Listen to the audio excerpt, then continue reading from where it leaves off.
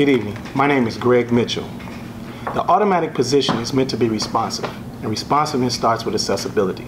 Without the two, our residents suffers and quality of life issues go unaddressed. I'm running for alderman to put the power of the automatic office back on the side of the people, where serving the community will be my primary responsibility. As residents of the 7th Ward, we deserve to have visible, accessible, effective leadership. Leadership that will build a stronger community by promoting and protecting the interests of the 7th Ward at all times. You see, I'm a lifelong resident of the 7th Ward, and I am both proud and humbled by my experiences. But I'm also saddened by the erosion of some of the core characteristics that are important to the future growth and preservation of our community, which includes safe neighborhoods, quality schools, and responsible economic development. We must address the quality of life issues to revitalize our community. I know the issues. I have the professional, the financial, the business, and the leadership experience.